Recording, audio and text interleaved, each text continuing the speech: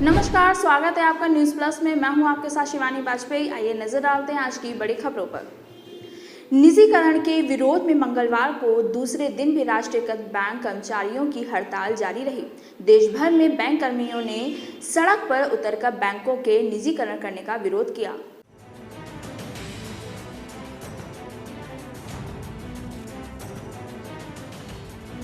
सार्वजनिक क्षेत्रों के बैंकों के निजीकरण के विरोध में बैंक कर्मियों की हड़ताल का आज दूसरा दिन है। 10 लाख बैंक कर्मियों एवं अधिकारियों द्वारा राष्ट्रव्यापी हड़ताल 15 मार्च से शुरू हुई थी। बैंक कर्मियों द्वारा जारी ये हड़ताल राष्ट्रव्यापी है। राजधानी लखनऊ में भी इस हड़ताल का असर देखने को मिल रहा है, जहां बीते दिन SBI शाखा में बैंक कर्मियों का प्रदर्शन हुआ था। वहीं आज इलाहाबाद बैंक में बैंक कर्मियों का विरोध प्रदर्शन जारी है। मैं all India bank officers confederation में वाइस प्रेसिडेंट। सर, 2 दिन की हड़ताल हो गई है, क्या मांग है आपकी? जो निजीकरण को लेकर किस तरीके से अपनी मांग रख रहे हैं? हमारी मांग सिर्फ और सिर्फ निजीकरण को रोकने की है, क्योंकि आज़ादी के बाद जब देश आज़ाद हुआ उसके बाद देश की जनता के तपस्या से ये सार्वजनिक संपत्तियां बनाई गई थी, उसमें उनका पैसा लगा हुआ है। उसको कुछ कारपोरेट घरानों को सौंपने का हम लोग विरोध कर रहे हैं। चाहे रेल हो, एयरपोर्ट हो, BSNL हो, पेट्रोलियम हो, हर सरकारी विभाग को चंद पैसों में कुछ निजी घरानों को सौंप देने का हम लोग विरोध कर रहे हैं, क्योंकि ये आम जनता का पैसा है। जो सरकार में बैठे हैं ये उनका पैसा नहीं है, ना उनकी रियासत है कि जिसको बेच सकें। उनको सरकार चलाने के लिए हम लोगों ने बहुमत से चुना था। यदि वो सरकार चला पाने में असमर्थ है तो हटें और दूसरे को मौका दें जो सरकार चला सकता हो। लेकिन आप सब बेच के हमको फिर देश की आज़ादी के पहले वाली स्थिति में ले आवें कि जहां हजारों ईस्ट इंडिया कंपनी देश में रहेंगी, वो हम पे शासन करेंगी, ये उचित नहीं है। एक ईस्ट इंडिया कंपनी ने सैकड़ों साल आपको गुलाम बना के रखा और आज देश में हजारों ईस्ट इंडिया कंपनी काम कर रही हैं। इसलिए देश की जनता को जगाने का काम है। बैंक कर्मियों का वेतन आज भी सबसे कम है और उसके बावजूद हम अपना वेतन कटा के 2 दिन का वेतन हमारा कटेगा और हम देश की जनता को आगाह करने हैं कि अभी भी जाग जाओ। नहीं जागे तो ये चंद व्यापारियों को सब कुछ सौंप देंगे और उसके बाद आप पछताने के अलावा कुछ नहीं करोगे।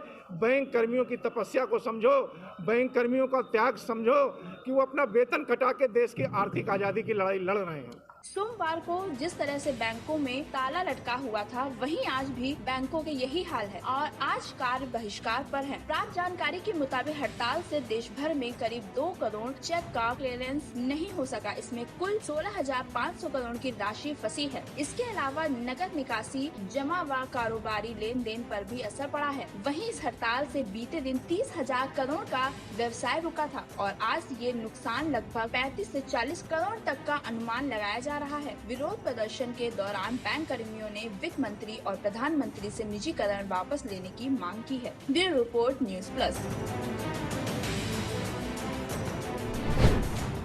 कानपुर विश्वविद्यालय में 35वें दीक्षांत समारोह में संगीत के छात्र अंकित गुप्ता को कुलाधिपति रजत पदक, कुलपति स्वर्ण पदक समेत 4 पदक से नवाजा जाएगा। हमारे संवाददाता अविरल ने खास बात की अंकित से। आइए देखते हैं क्या कहना है अंकित का।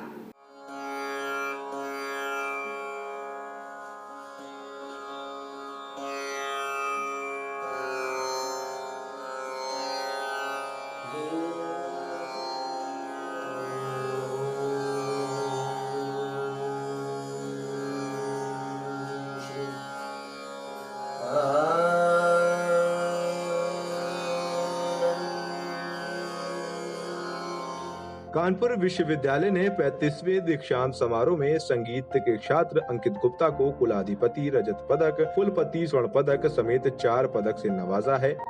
विश्वविद्यालय का दीक्षांत समारोह 22 मार्च को है। शनिवार को हुए साक्षात्कार के बाद सोमवार को कुलाधिपति स्वर्ण पदक और 2 कुलाधिपति रजत पदक का चयन किया गया। समिति ने परीक्षा परिणाम, साक्षात्कार और पाठ्य सहगामी के आधार पर इसका चयन किया है। अंकित गुप्ता विश्वविद्यालय के संगीत विभाग के छात्र हैं। स्वर्ण पदक प्राप्त करने वाले अंकित गुप्ता ने 85.6% अंक प्राप्त कर परीक्षा उत्तीर्ण की है। अगर हम स्वर्ण पदक सहित 4 पदक प्राप्त करने वाले छात्र अंकित की बात करें तो अंकित का कहना है कि अपने संगीत के शौक के कारण अंकित ने अपने मन की सुनी। बादशाही नाका के रहने वाले अंकित के पिता विजय कुमार एक प्राइवेट जॉब करते हैं और मां गृहिणी है। अंकित की अगर स्कूलिंग की बात की जाए तो उन्होंने अपनी स्कूलिंग मोतीलाल खेड़िया स्कूल से की है, वहीं बीएससी पीपीएन कॉलेज से किया है। अंकित के अनुसार उसे संगीत का शौक बचपन से ही था, पर उज्जवल भविष्य को देखते हुए पहले संगीत की ओर रुख नहीं किया। पर वो कहते हैं ना, कला जिसके अंदर होती है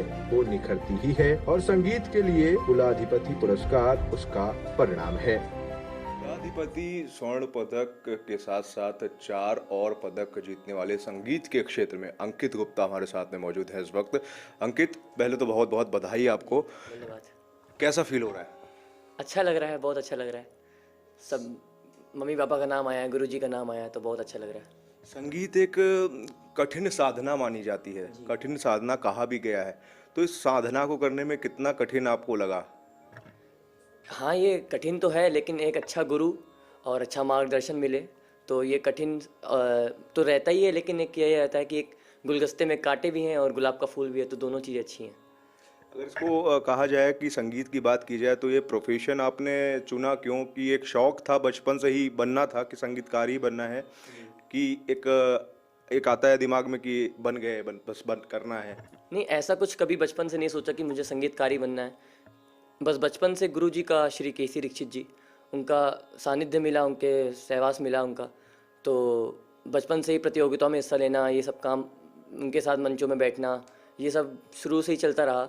और बीएससी के लास्ट ईयर में कि ऐसा लगा कि पढ़ाई सब लोग कर रहे हैं, मुझे संगीत में ही रुझान ज़्यादा जा रहा है, क्योंकि अच्छी अच्छी क्लासिकल वीडियो सुनना और उनको देख के मुझे एक अंदर से बहुत अच्छी फीलिंग आती थी, तो इसलिए मैंने संगीत की ओर ही करियर बनाया। ऐसा कुछ पहले से विचार नहीं था। कहीं ना कहीं एक रेस लगी हुई है, घर वाले भी कहते हैं कि इंजीनियर बनो, डॉक्टर बनो, और संगीत जैसी क्षेत्र हो या एक्टिंग जैसा क्षेत्र हो, एंटरटेनमेंट का कोई भी इंडस्ट्री में क्षेत्र हो, तो घर वाले सपोर्टिव नहीं होते। तो क्या किस तरीके का सपोर्ट रहा है फैमिली का? स्टार्टिंग में थोड़ा सपोर्ट नहीं मिला, लेकिन जैसे जैसे मैं करता गया, जैसे जैसे प्रोग्राम करने लगा, फिर प्रतियोगिता जीतता गया, गुरुजी घर पे आए, तो फिर पेरेंट्स का भी सपोर्ट बढ़ने लगा। और गुरुजी ने भी साथ में बचपन से ही सपोर्ट किया। उन्होंने कहा कि तुम करो करो, मैं बैठा हूँ पीछे, तुम अच्छे से करो, अच्छे से करो, तो ऐसा कुछ प्रॉब्लम नहीं हुआ। तो अंकित का ड्रीम क्या है? अब क्या, अभी तो और मुकाम हासिल करने हैं, अभी तो शुरुआत हुई है सफ़र की, तो क्या ड्रीम है अंकित का? अभी तो मैं पुणे में हूँ, गांधार महाविद्यालय में स्कॉलरशिप मिल रही है, वहाँ पे गुरुजी से सीख भी रहा हूँ, और आगे यही है कि एक आर्टिस्ट बनना है और अपने कानपुर में शास्त्रीय संगीत को बढ़ाना है, संगीत को बढ़ावा देना है, कि पेरेंट्स की सोच को बदलनी है।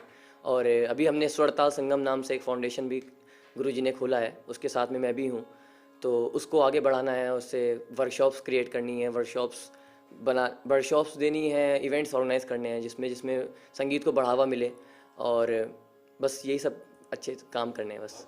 शास्त्रीय संगीत की बात करी तो कहीं ना कहीं आप हिप हॉप और वो रैप वाले दौर का एक शुरुआत हो चुकी है, रैपर बनना चाहते हैं, और यूथ जो चाहता है वो रैप से जुड़ना चाहता है, तो क्या लगता है आपको?